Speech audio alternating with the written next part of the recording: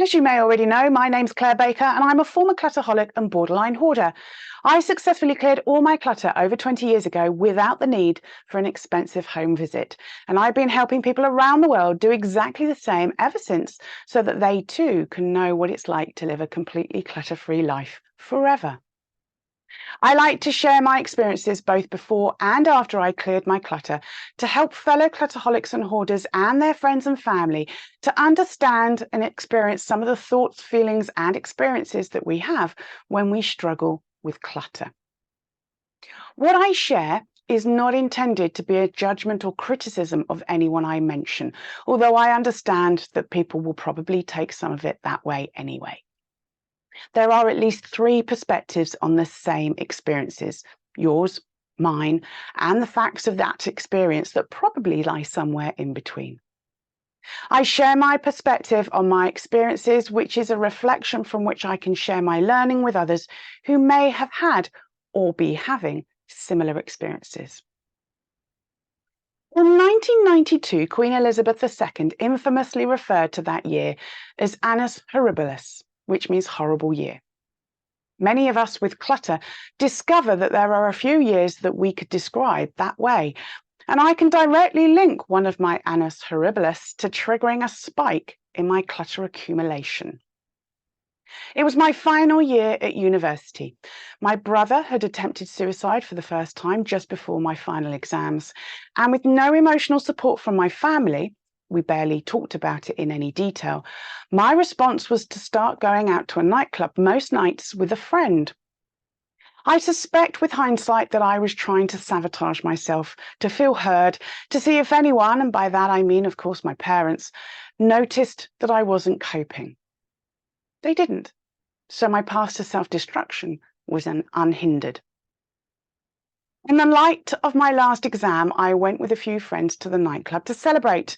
That was the night I met Elliman, and my Annus Horribilis really began to escalate.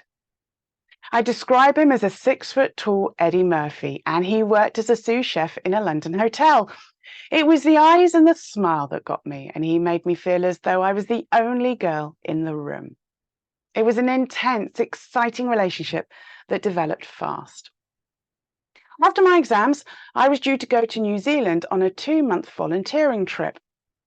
As I wasn't working, I was able to meet him after he finished his shifts at the hotel, and we visited his friends, or his friends came round to my flat. It seemed odd that we never went to his place and that we weren't on our own much, but I ignored that nagging doubt in my gut, telling myself it was just me being paranoid. I should be grateful. He moved in with me after just a few weeks. When I flew to New Zealand for my trip, he went with me to the airport, and he called me every morning while I was out there. I felt very seen, heard, wanted, and loved. I felt I could tell him anything, and of course I did. Mistake number 1. Soon my pattern of feeling emotionally vulnerable and having health issues returned. My lower back got worse, and I decided to fly home to the UK early. If I'm honest, all I wanted to do was be with this man who had made me the center of his world and showed me emotion and affection that I've never really experienced before. Little did I know that it was all conditional. I became overly clingy very quickly because I never felt I deserved his attention. Classic insecure attachment. I returned to the UK with no career or life plan and started floundering in the real world, so I distracted myself by focusing on our life together. We booked to go to Senegal that Christmas. He was half Gambian, half Senegalese, even though I still hadn't been to his flat. I paid for the holiday. Mistake number 2. Then, as if by coincidence, his UK visa ran out, so he decided to go back to Senegal earlier than planned, 6 weeks earlier, so that he could renew his visa. I then flew out to meet him for our 2-week Christmas holiday together. At my graduation party that my parents had planned for me 3 days before he was due to fly out, to my surprise and the shock of my parents and family and friends, Elliman proposed in front of everyone. My parents weren't happy. This was clearly not what they had planned for their graduate daughter. I instantly said yes, despite still knowing very little about this man. I trusted him because I loved him. Mistake number 3. I flew out to Senegal the week before Christmas 1996, but Elliman hadn't succeeded in renewing his visa, so I flew home in the new year alone. The truth was, I'd had a miserable trip. I spent most of the holiday alone in our hotel room while he went out all day, every day, to try to get his visa sorted. I doubt that this was what he was really doing. He only ever returned to our room to bring me food or get more money from me for the visa. This pattern of giving him money and then him disappearing for hours on end was a theme throughout our relationship, but I was a classic good girl. I was so naive. It's obvious to me now that he saw me as a cash cow. Even in the 1990s, there were endless articles in the newspaper of romance scams, and I thought those girls must be stupid. Now I was one of them. For most of 1997, my life consisted of temping in London as a PA or secretary for 6 weeks to get together enough money to support us both and save enough money for a 2-week visit to visit Elliman in Senegal. Not quite the normal graduate career path. Every week, I sent money to Elliman to support him and pay for a small flat in Senegal because he told me he couldn't get work out there. I was spending £50 a week on a phone card to call him from a payphone on the corner of my street. I bought endless souvenirs when I was out there and when Elliman's brother took me out on the occasional day trip while he was off who knows where. I took hundreds of photos to prove to friends and family back home that I was living the dream and we were madly in love. I even convinced my parents to fund a student visa for him in the UK. Thankfully, he didn't get it. I was miserable, yet I stayed in the relationship for fear of what other people would say, that my parents would tell me, "We told you so," and because I genuinely didn't know what else I was going to do with my life. That is, until my last visit in August 1997, a 1-week trip where I was abandoned in our flat alone for 7 consecutive days and nights.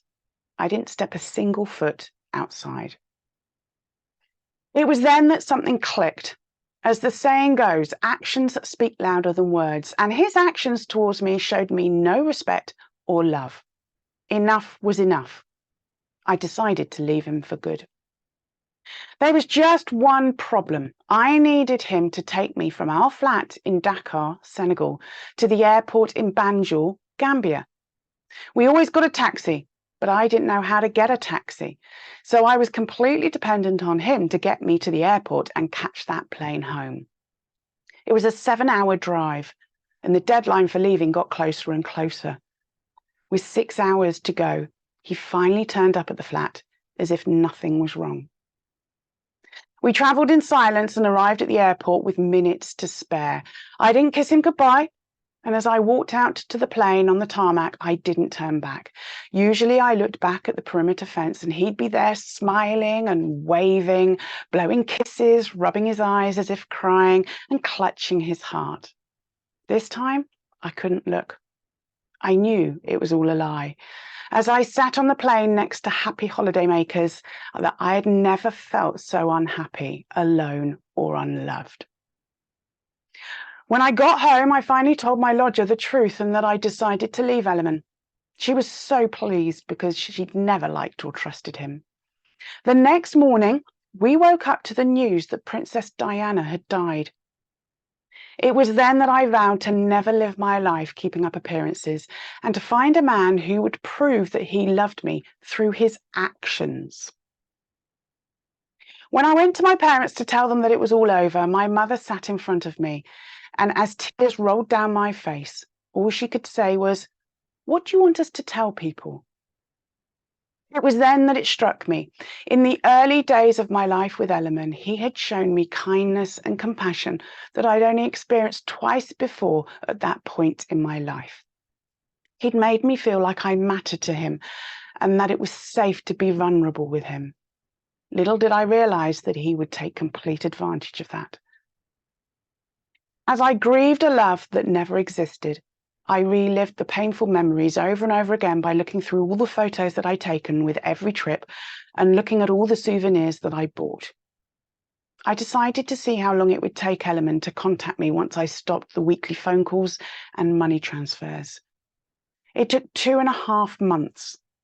He attempted to send me a fax at 11:30 p.m. on my birthday, full of apologies, excuses, and expressions of love and devotion. I pressed stop. A few weeks later, my therapist asked me, when was the first time you ignored your gut feeling that told you that things weren't quite right? Our first date, I replied. I felt unbelievably stupid. After my therapy session, I walked from Covent Garden to Oxford Street and tried to suppress and numb my feelings and emotions the only way I knew how, by shopping. And so my clutter started to grow.